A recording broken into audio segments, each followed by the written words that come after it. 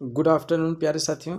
आज की क्लास में हम आप लोगों को गणित के जो है पेडागॉजी क्लास गणित की जो पेडागॉजी क्लास है उसका जो है लेक्चर 1।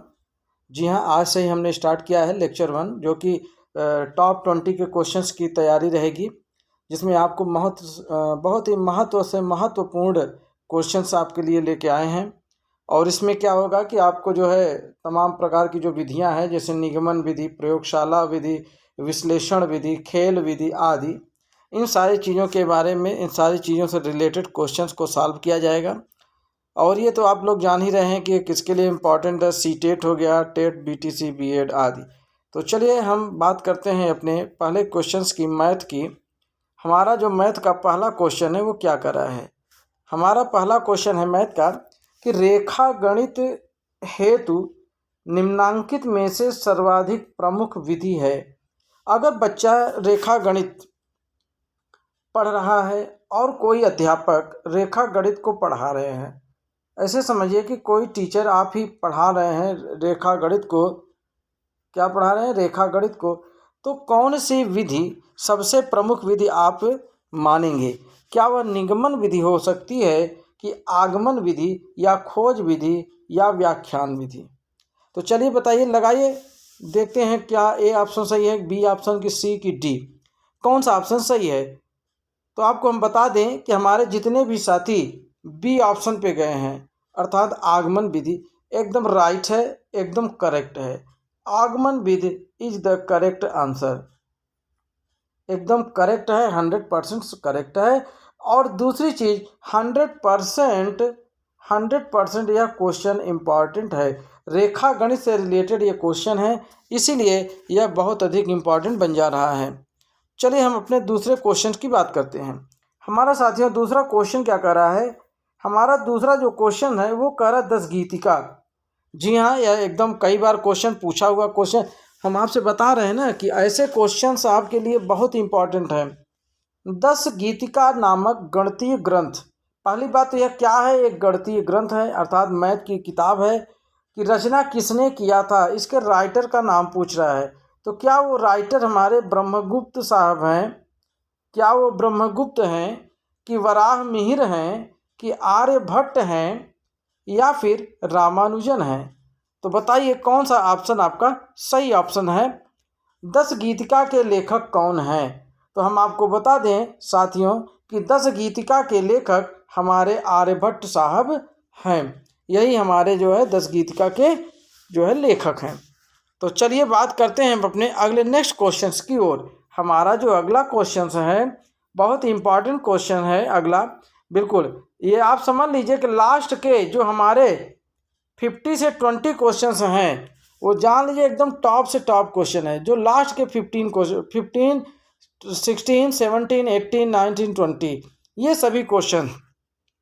तो चलिए हम बात करते हैं अपने तीसरे क्वेश्चन की। ज्यामिति की समस्याओं का हल ज्ञात करने के लिए निम्नलिखित विधि का प्रयोग अध्यापक को करना चाहिए। तो यहाँ पे पूछा ये जा रहा है कि अगर ज्यामिति की समस्याएं हैं तो हमें कौन से विधि को यूज करके उन समस्याओं को दूर कर सकते हैं।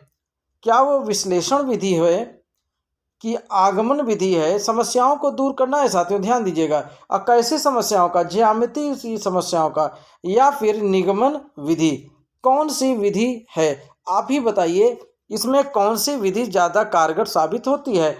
तो आपका अगर ऑप्शन ए है तो ए इज द राइट ऑप्शन, एकदम सही है। विश्लेषण विधि के द्वारा ही हम जो है ज्यामिति की समस्याओं को हल कर पाते हैं।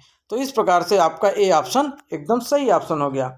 हम बात करते हैं अपने अगले क्वेश्चन। हमारा अगला क्वेश्चन है क्वेश्चन नंबर 4 की बात करते हैं। तो 4 क्या कह रहा है कि अपेक्षित व्यवहारगत परिवर्तन में निहित है। जो हमारा अपेक्षित अर्थात जो आप मतलब एक्सेप्ट करते हैं वो व्यवहारगत परिवर्तन है, तो उसका किसमें निहित है? क्या वो शैक्षिक उद्देश्य में निहित है, कि प्राप्य उद्देश्य में, कि सामान्य उद्देश्य में, या फिर अगर आपको ऐसा लग रहा हो कि ये तीनों ऑप्शन नहीं सही हैं तो आप लिख सकते हैं इनमें से कोई नहीं। तो अब आप बताइए कि आपके अनुसार चौथे क्वेश्चन का ऑप्शन क्या होना चाहिए। तो चलिए, जितने भी साथी हमारे बी ऑप्शन की ओर बढ़ रहे हैं वो एकदम सही हैं। B option is the right answer. प्राप्य उद्देश्य, जी हाँ साथियों, प्राप्य उद्देश्य हमारा जो है अपेक्षित व्यवहारगत परिवर्तन में ही निहित होता है। तो इस प्रकार से हमारा जो क्वेश्चन नंबर 4 है एकदम सही है। चलिए क्वेश्चन नंबर 5 की ओर आगे बढ़ते हैं। बिल्कुल, अब आपको एकदम ऐसे क्वेश्चन मिलेंगे जो एकदम राइट और एकदम परीक्षा में आने वाले क्वेश्चन ही मिलेंगे। शिक्षण के सामान्य उद्देश्य क्या होते हैं, बताइए। टीचिंग के क्या सामान्य उद्देश्य होते हैं, जर्नल एम्स क्या हैं। यह दूरगामी होता है कि यह दूरगामी नहीं है, कि पाठ योजना में प्राप्त नहीं किए जा सकते या मानव व्यवहार में नहीं झलकते हैं। तो पहली बात तो जो नहीं वाले क्वेश्चन हैं ये देखिए, नहीं है ना, नहीं और नहीं, तो ये एकदम नहीं ही है। सही कह रहे हैं आप। ये जो नहीं नहीं पहले से लेके बैठे हैं ये एकदम नहीं ही है। अर्थात हमारा जो 5वां क्वेश्चन है, 5वां का क्वेश्चन नहीं नहीं नहीं हटा दो, एकदम नहीं कर दो, तीनों को नहीं कर दो। ठीक, ये क्या है आंसर, दूरगामी होते हैं। जी हाँ, अगर हम शिक्षण पढ़ा रहे हैं तो ये हम शिक्षा हमारा दूरगामी होना चाहिए ना, कि उनके फ्यूचर की बात है। तो दूरगामी नहीं होगा तो हम उनको कैसे स्टडी करवा पाएंगे। तो चलिए, हमारा क्वेश्चन नंबर 6 क्या कर रहा है।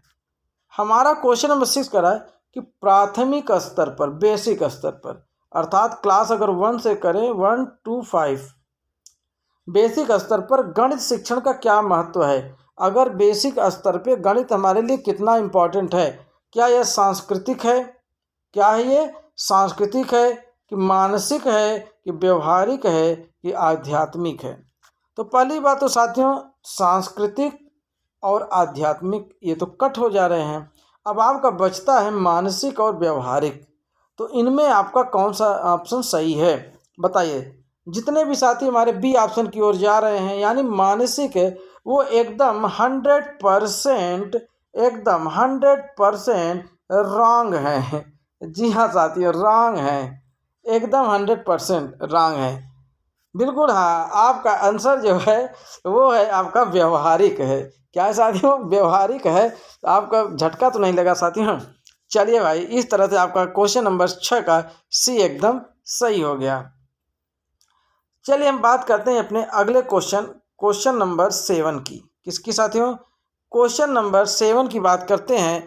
तो 7 क्या कर रहा है कि गणित शिक्षण छात्रों में प्रश्नों को शीघ्र एवं शुद्ध हल करने की आदत डालने की श्रेष्ठ विधि है।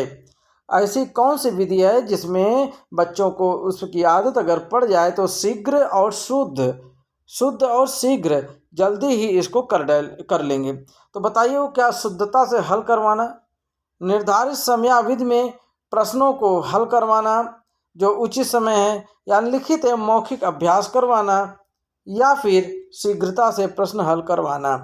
तो ये जो शुद्धता से हल करवाना या शीघ्रता से, ये तो गलत है, ये भी और ये भी। बचता है निर्धारित समयावधि में प्रश्नों को हल करवाना। तो समय के अनुसार अगर आप हल करवा भी ले रहे हैं लेकिन सही नहीं है तो क्या मतलब है। इसलिए अगर सबसे श्रेष्ठ विधि की बात की जाए साथियों, सबसे श्रेष्ठ विधि तो आपका सी ऑप्शन है, लिखित एवं मौखिक अभ्यास करवाना। इस प्रकार से हमारा सी इज द राइट आंसर। चलिए आगे बात करते हैं हम अपने क्वेश्चन नंबर 8 की। हमारा क्वेश्चन नंबर 8 क्या कर रहा है कि गणित शिक्षण का वास्तविक उद्देश्य ज्ञान प्राप्त करना नहीं वरन शक्ति प्रदान करना है। यह कथन किसका है। अर्थात ये देखिए, कथन वाले तो जितने भी क्वेश्चन हैं एकदम मोस्ट महा इम्पॉर्टेंट, ये आप समझ लीजिए, एकदम ये महा इम्पॉर्टेंट है। गणित शिक्षण, पहले इसका देखिए कथन, देखिए कथन क्या है। कथन ये कह रहा है साथियों कि गणित शिक्षण का वास्तविक उद्देश्य ज्ञान प्राप्त करना नहीं वरन शक्ति प्रदान करना है। यह कथन किसका है, डयूर का है, बेकन का है कि डटन का है कि रमन का है, किसका है साथियों, आप ही बताइए जल्दी से। 8वां का कौन सा ऑप्शन जा रहा है सही एकदम। बिल्कुल हमारे हिसाब से 8वां का डटन ऑप्शन एकदम सही है। यह कथन जो है डटन साहब का है, किसका, डटन। ठीक है, इस प्रकार से हमारा 8वां का डटन एकदम सही है। चलिए क्वेश्चन नंबर 9 की बात करते हैं। हमारा क्वेश्चन नंबर 9 क्या कर रहा है, हमारा क्वेश्चन नंबर, ये राम राम राम, आप तो आंसर ही देख लियो का भैया। चलो अच्छा जाने दो, अब एक तो देख लिए हो तो जाओ भैया जाओ। एक क्वेश्चन की माफी है, ठीक है। चलिए, कुहक गणित ग्रंथ की रचना किसने की थी? कुहक। पहली बात तो कुहक क्या है, ये एक मैथ की किताब है, याद रखिएगा।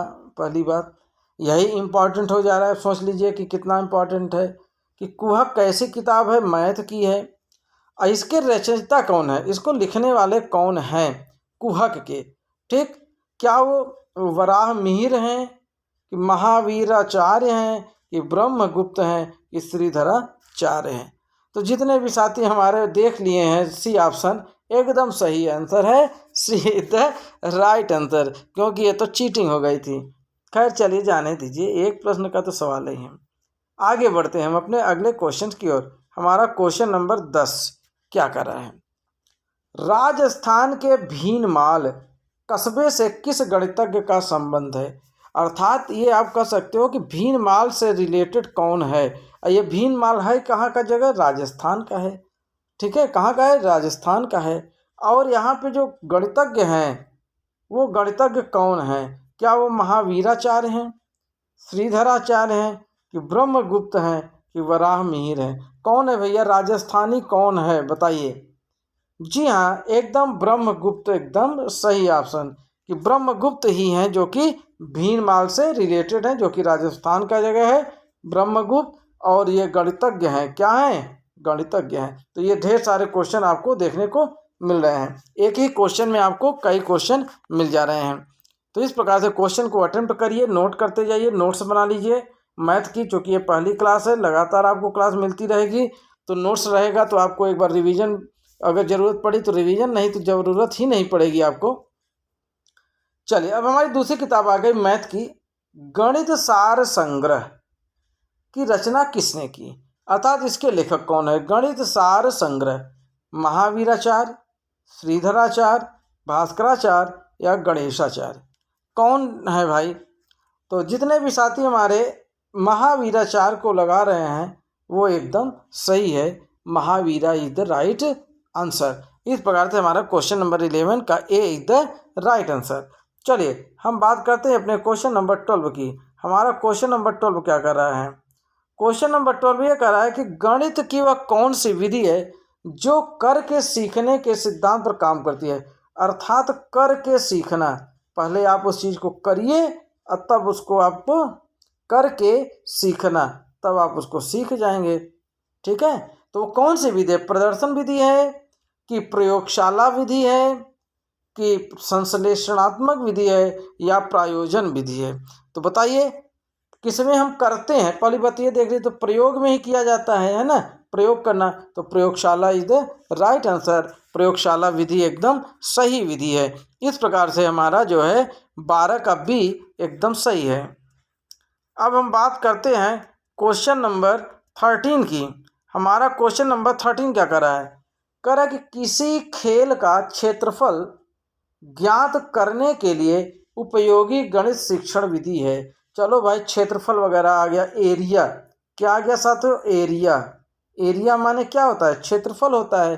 तो कैसे किसी खेल का, कोई खेल है उसका अगर क्षेत्रफल ज्ञात करना तो कौन सी विधि अपनाएंगे? तो विश्लेषण विधि अपनाएंगे, इकाई विधि, कि क्रिया विधि, कि संश्लेषण विधि? तो आप बताइए इसमें कौन सा विधि एकदम सही है? तो जी साथियों, एकदम क्रिया विधि ही एकदम सही है, 100% एकदम राइट आंसर। कैसे? 100% एकदम राइट आंसर। अब बात करते हैं इसके अन्य क्वेश्चन की। अगर क्रिया विधि की बात किया जाए तो यह किससे रिलेटेड है? खेल के क्षेत्रफल को ज्ञात करने से रिलेटेड है, पहली बात। दूसरी बात क्या है? यह एक गणित शिक्षण विधि है। कैसी विधि है? गणित शिक्षण विधि है। इस प्रकार से आप जो है एक ही प्रश्न में कई आंसर जो है छिपे हुए हैं और सबको आप सीख रहे हैं, सभी क्वेश्चंस को आप सीख रहे हैं, ऐसी बात नहीं है। चलिए हम बात करते हैं क्वेश्चन नंबर 12 की। हमारा क्वेश्चन नंबर 14 की। अबेकस का प्रयोग छोटी कक्षाओं में किस शिक्षण प्रभावी के लिए होता है? बोलना सिखाने में, कि लिखना सिखाने में, कि गिनती सिखाने में, कि हस्तलेख सिखाने में? तो बताइए इसका एकदम तरह अबेकस तो आप लोग देखे ही होंगे, कुछ इस तरह से होता है। देखिए मैं आपको बता दे रहा हूँ, आप समझ जाएंगे। जैसे ये है, ये ऐसे ऐसे लाइन खींच दिया गया है लोहे की, इसी के अंदर ऐसे ऐसे गोले गोले ऐसे ऐसे प्लास्टिक के ऐसे लगा रहते हैं, ये ऐसे। कुछ याद आ रहा है साथियों? यही होता है अबेकस। ये तो उसमें छोटे छोटे बच्चों को क्या किया जाता है, इसमें जो ये छल्ले होते हैं इसी को गिनने के लिए दिया जाता है। क्या करने के लिए? गिनने के लिए। ऐसे किसको गिनो, इसमें 2 3 ऐसे करके ये छल्ले बना दिए जाते हैं और कहा जाता है इनको गिनिए। तो अब आप समझ गए होंगे कि छोटी कक्षाओं में जैसे 1 to 1 क्लास हो गया, केजी क्लास हो गया, तो इसी कक्षाओं में दिया जाता है। और आंगनबाड़ी में, खास तौर पे आंगनबाड़ी में ज़रूर दिया जाता है। आंगनबाड़ी में याद रखिएगा, क्योंकि वहाँ पे बच्चों को सिखाया जाता है अबेकस के माध्यम से। तो बच्चे क्या करते हैं? गिनती सीखते हैं। क्या सीखते हैं? गिनती। तो इस प्रकार से आपका सी एकदम राइट आंसर हो गया। चलिए हम बात करते हैं अपने क्वेश्चन नंबर 15 की। जी हाँ, बहुत जल्दी हम लोग 15 क्वेश्चन कर लिए। ये एकदम ऐसे क्वेश्चन है जो कि परीक्षा में जरूर आते हैं, अब बार बार आते हैं। आप वृत्त की परिधि ज्ञात करने के लिए किस शिक्षण विधि को प्रयोग में लाएंगे? जैसे मान लीजिए, सपोज करिए ये एक सर्कल है। क्या है? ये एक वृत्त है। क्या है? वृत्त। ये एक वृत्त है और वृत्त का आपको क्या निकालना है? परिधि निकालना है। क्या निकालना है? परिधि निकालना है। तो वृत्त यानी इसके जो चारों ओर ये जो बाउंड्री है, ये इसको अगर ज्ञात करने के लिए भाई फार्मूला तो आप जानते ही होंगे, 2πr वृत्त का परिधि, ये तो फार्मूला है। लेकिन 2πr और वृत्त का जो क्षेत्रफल निकाला जाता है वो होता है πr²। लेकिन यहाँ पे विधि की बात हो रही है, शिक्षण विधि आप पढ़ रहे हैं ना। तो वृत्त की जो परिधि निकालेंगे वो किस शिक्षण विधि से निकालेंगे? क्या वो विश्लेषण विधि से, कि इकाई विधि से, कि क्रिया विधि से, कि निगमन विधि से? किस विधि से आप निकालते हैं? तो साथियों याद रखिएगा, जो वृत्त की परिधि निकाली जाती है वो निगमन विधि से निकाली जाती है। इस प्रकार से साथियों हमारे क्वेश्चन नंबर 15 कंप्लीट होते हैं। हम बात करते हैं नेक्स्ट क्वेश्चन। हम इस तरह 15 क्वेश्चन हमारे कंप्लीट होते हैं। अब हम बात करते हैं अपने अगले क्वेश्चंस की, जो कि हमारा क्वेश्चन नंबर 16 है। हमारा क्वेश्चन नंबर 16 क्या कर रहा है? पर्यवेक्षित स्वाध्याय विधि का गुण है। चलिए देखते हैं, व्यक्तिगत क्रियाओं विधि का गुण है, कि पिछड़े बालकों को शिक्षा उपयुक्त ढंग से देना, कि छात्रों की पाठ्यवस्तु का गहनता से विकास करना, या सभी? आपको कौन सा आंसर सही लग रहा है? Question number 16। तो जी हाँ साथियों, ये तो सभी के सभी सही लग रहे हैं। तो इसलिए आपका आंसर क्या हो जाएगा? उपर्युक्त सभी। क्योंकि ये क्रियाओं का विधि गुण होता है। स्व अध्याय की बात हो रही है, देखिए पर्यवेक्षित स्व अध्याय की बात हो रही है, तो इसमें तो सभी पिछड़े जो बालक होंगे उनको भी सही से शिक्षा देना पड़ेगा। छात्रों की जो पाठ्य वस्तु होगी उनको गहनता से अर्थात सीरियसली उसको जो है डेवलप करिए। तो इस प्रकार से हमारे सभी के सभी ऑप्शन एकदम सही ऑप्शन है। इस प्रकार से डी एकदम करेक्ट है। तो क्वेश्चन नंबर हमारा 17 क्या कर रहा है? चलिए भाई देखते हैं अपने लल्लन टॉप क्वेश्चन को। ये यहाँ एकदम धमाकेदार रेखा गणित का संबंध है। वाह भाई वाह, क्या बात है। रेखा गणित का संबंध है संख्याओं से, कि प्रसार व विस्तार से, कि अंकों से, कि प्रतीक चिन्हों से?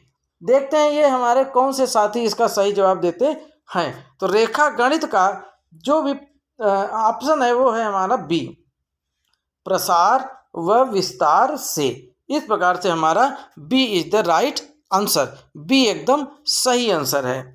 तो चलिए बात करते हैं अपने नेक्स्ट क्वेश्चंस की। हमारा क्वेश्चन नंबर 18 क्या कर रहा है? मेरा 18 क्या कर रहा है भाई? आ जाओ 18 क्या कर रहा है? गणित सभी विज्ञानों का सिंह द्वार और कुंजी है, यह किसका कथन है? देखिए साथियों, मैं बार बार कह रहा हूँ कि जो भी कथन है इनको आप नोट कर लीजिए, लिख लीजिए, और वन लाइनर की तरह लिख लीजिए, क्योंकि ये बहुत इंपॉर्टेंट है। ये सिंह द्वार है और कुंजी है, यह कथन किसका है? बहुत ही मोस्ट से मोस्ट इम्पॉर्टेंट है साथी। ये क्वेश्चन एकदम मोस्ट से मोस्ट इम्पॉर्टेंट है। चलिए भाई बताइए, यह कथन किसका है? डटन साहब का है, कि हॉगबेन का है, कि रोजर बेकन का है, कि सैमुअल का है। चलिए देखते हैं कौन एकदम सही आंसर देता है। जी हाँ साथियों, जितने भी हमारे साथी सी ऑप्शन पे जा रहे हैं, रोजर बेकन को एकदम सही है। यह कथन इन्हीं का है, क्या कि गणित सभी विज्ञानों का सिंह द्वार और कुंजी है। गणित को ही बताते हैं मेन सोर्स किसी भी विज्ञान का, चाहे वो कोई भी विज्ञान हो, इसी से होकर के गुजरता है। एकदम सही बात है भाई, गणित ही तो सिंह द्वार है, उसी के द्वारा आगे सभी विज्ञान डेवलप होते हैं। चलिए बात करते हैं हम अपने क्वेश्चन नंबर 19। ये देखिए हमने बोला था ना कि एकदम अब लास्ट के जो क्वेश्चन हैं वो एकदम टॉपो टॉप क्वेश्चन हैं। पाठ्यक्रम निर्माण के सिद्धांत हैं। अगर आप पाठ्यक्रम बना रहे हैं तो कौन सा सिद्धांत अपनाएंगे?